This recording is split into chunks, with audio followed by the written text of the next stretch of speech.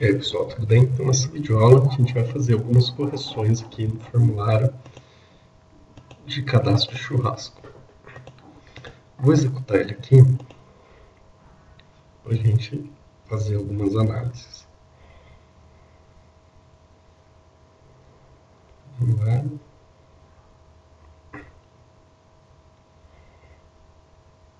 Bom, primeira coisa, aqui abri o formulário de dados de churrasco. Se eu vim aqui, por exemplo, e clicar em selecionar algum convidado e clicar em adicionar, isso não poderia funcionar, porque eu não tenho nenhum churrasco selecionado aqui. Ele vai adicionar em que churrasco? Isso vai gerar um erro para mim. Da mesma forma, bebidas. Se eu preencher aqui os dados da bebida e clicar em adicionar, o que vai acontecer? Ele vai adicionar essa bebida para que churrasco? Então, vai gerar um erro. Então, por exemplo, eu selecionei ali a Beatriz, vou clicar em convidar, e aí ele vai dar um erro para mim falando que deu um erro de índice, porque não tem um churrasco cadastrado. Então, o que eu vou fazer? Eu vou pegar e vou evitar que a pessoa adicione as abas convidado e bebidas se ela não tiver selecionado nenhum churrasco. Então, para isso, o que eu vou fazer? Primeira coisa, eu vou pegar e inabilitar apenas essas duas abas. Então, vou em código-fonte e aqui no construtor da minha classe, no JK de churrasco, embaixo do if, eu vou fazer jtab pen, que é o nome do meu painel tabulado, que é de tudo isso daqui, ó, que tem todas as tabs. Eu vou falar para ele setar como enable et. Eu tenho enable que é para ele inteiro e et que é para as tabs. Então a tab 1 setar ela como falso e setar a tab 2 como falso. Então começa a contar do zero, dados do churrasco vai estar habilitado, convidados e bebidas vai estar inabilitado. Então tab 0 habilitado por padrão, 1 inabilitado, 2 inabilitado. Vamos testar. Executar arquivo.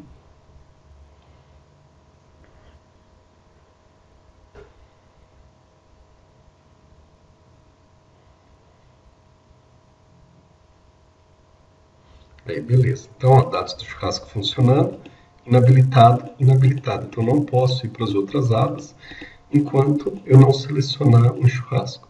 No entanto, quando eu seleciono, nada ocorre, porque a gente ainda não fez esse código. Vamos lá.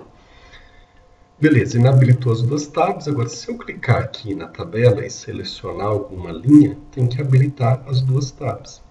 Então, vou pegar, clicar na tabela com o botão direito, vou em eventos, mouse clicked. Então, quando eu clicar com o mouse na minha tabela, vai executar esse método. Nesse método, o que eu vou verificar? Eu vou verificar se a minha master table ponto get selected row, se a linha que está selecionada, ela é maior ou igual a zero. Se ela for maior ou igual a zero, então eu habilito as duas tabs. Eu habilito as minhas duas tabs. Vou pegar aqui o código de habilitação e vou voltar a colocar aqui, ó. Então, se for maior ou igual a zero, eu habilito elas. Uma travadinha. Vamos lá. Então, eu habilito elas, passa a ser true. Se for menos 1, que é quando não tem nenhuma linha selecionada, eu mando elas ser falsa. Beleza, vamos lá. Salvar. E aqui a gente vai testar novamente.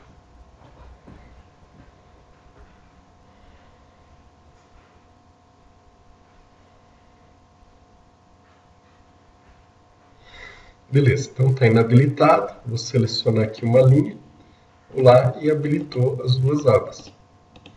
Se eu selecionar outra linha, permanece habilitado. Se por acaso eu perder essa seleção, então, por exemplo, clicar em cancelar.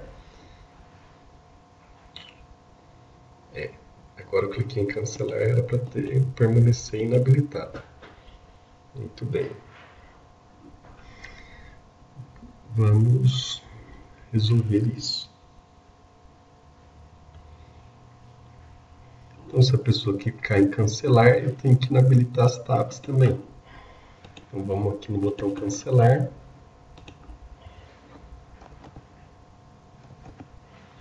E aí, eu mando essas tabs ficarem falsas. Então, vamos lá. Executar arquivo.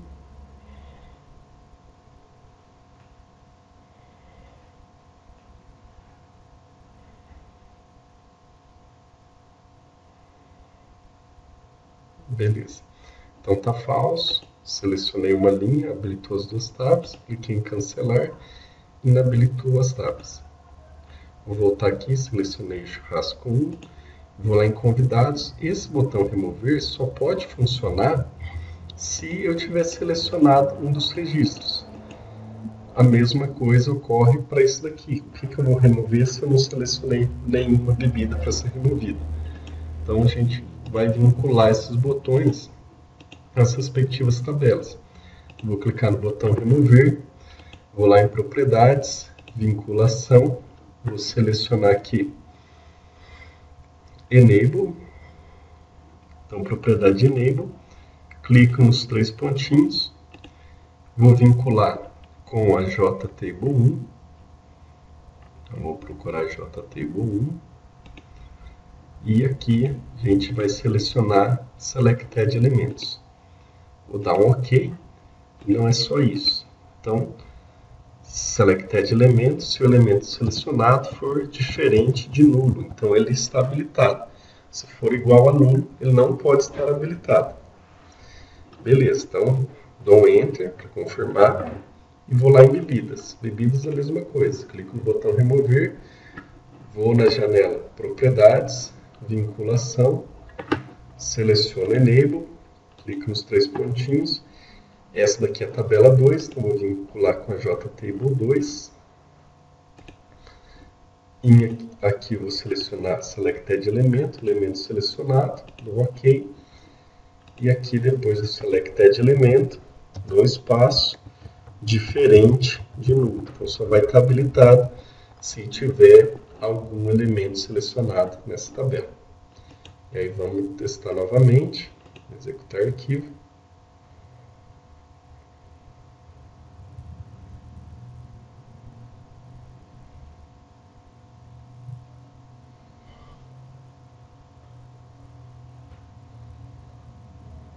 Beleza.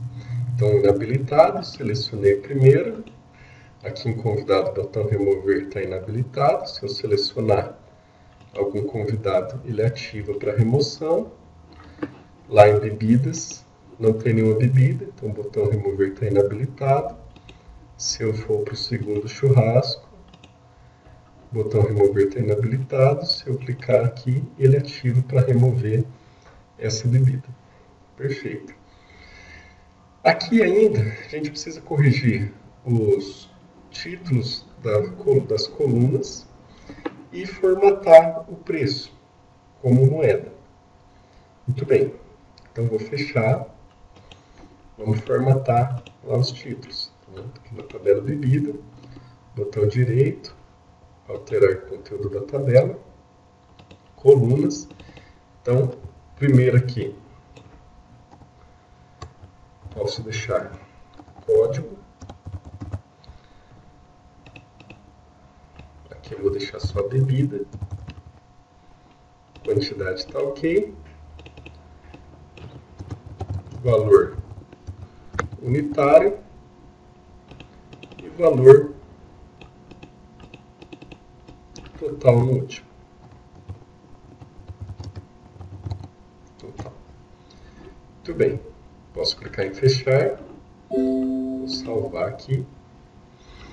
Com isso daí, próxima vez que a gente executar o formulário,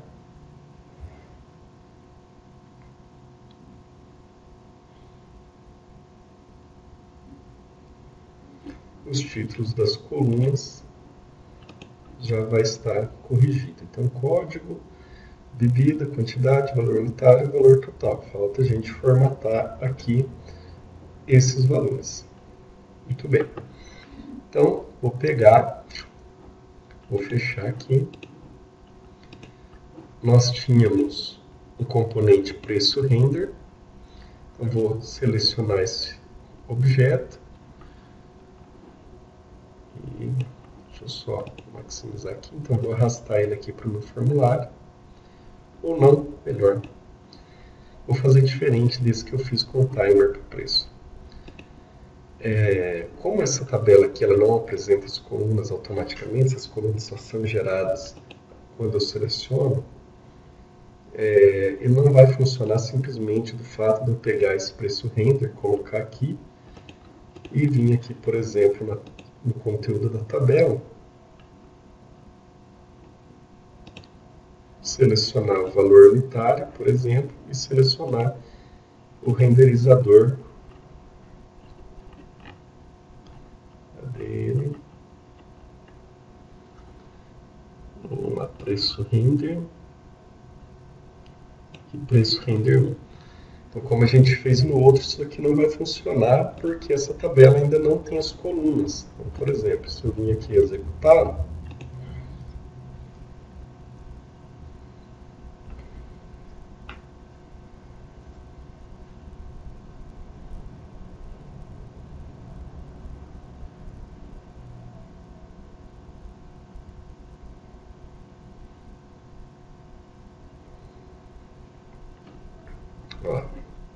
então está inabilitado, vou clicar aqui no 2. Então, 2, bebidas, não formatou. Para isso, deixa eu só fechar alguns aqui.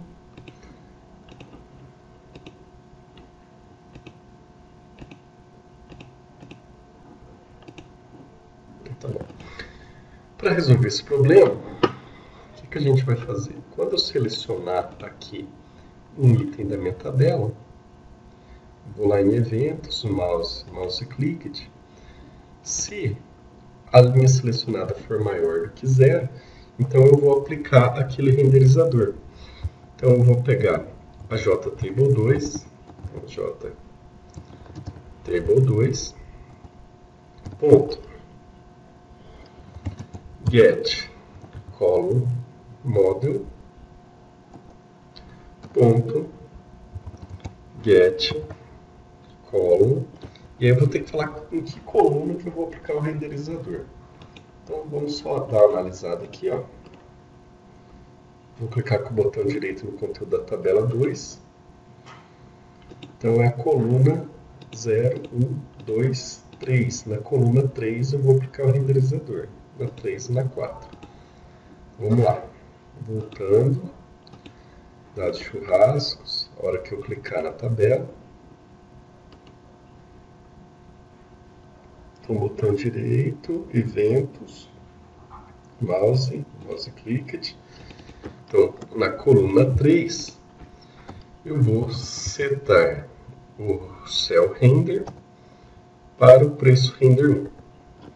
Beleza. Então, vou salvar e vamos testar novamente. Botão direito, executar arquivo.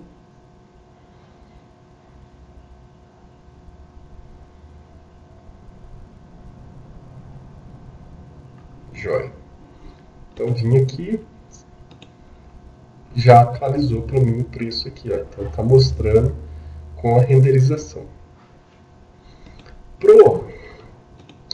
Para a coluna 4, se eu vir aqui, ó, voltar lá de novo, eventos, mouse clicked.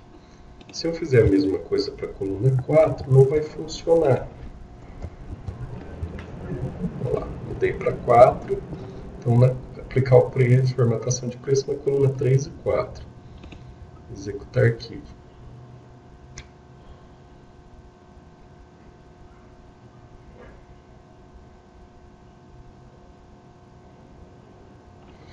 Vamos lá. coluna 2, churrasco 2, bebidas. Então ele formatou o preço unitário, mas não formatou o preço total. Por que disso? Porque, vou olhar aqui o conteúdo da tabela 2, a coluna preço unitário é do tipo Big Decimal e o valor total é do tipo Float. O nosso renderizador, preço render, que a gente desenvolveu antes, ele vai verificar se o valor é uma instância de Big Decimal. Quando for o valor de float, ele não vai entrar, então ele não vai fazer nada. Aqui eu poderia fazer, se o valor for uma instância de Big Decimal, ou, então vou fazer uma alteração no meu código, o valor for uma instância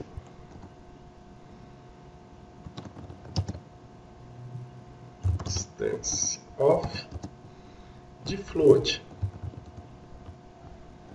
Então, se ele for Big Decimal ou float, eu volto a salvar e aí vamos testar novamente agora para ver se vai funcionar. Então, executar arquivo.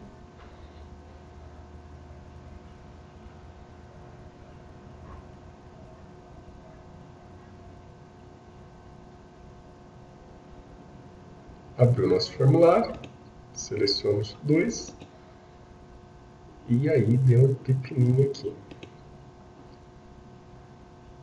Java Lang Float não pode ser convertido em Big Decimal. Fiz bobagem aqui. Vamos lá. Isso daqui eu não vou poder fazer porque aqui eu estou convertendo para Big Decimal, então vai dar problema. Então eu vou tirar esse O aqui, vou copiar o if. Então vou copiar esse if, vou colocar ele aqui embaixo.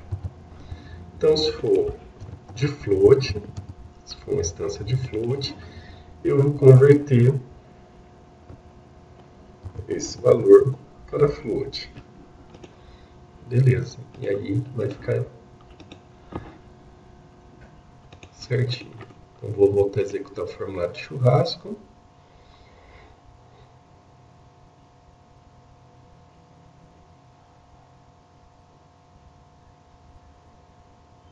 Joia. Então 2. E aí agora os dois estão formatados, tanto o Big Decimal quanto o Float. Beleza, pessoal? Aqui só ficou agora esse preço render, se eu não quiser que ele apareça. É só eu pegar, seleciono ele, clico aqui em propriedades, no texto eu deleto a propriedade texto dele, então ele vai sumir dali. O timer, posso fazer a mesma coisa, na propriedade texto dele, eu deleto ele. Pronto. Então, o nosso formulário de cadastro de churrasco já está funcionando em 100%, a questão de convidados e bebidas, e já fazendo algumas verificações de possíveis erros. Eu vou dar uma parada nessa aula e daí a gente vai continuar na próxima para fazer a aba das carnes que vão ser utilizadas para o churrasco. Então, até a próxima.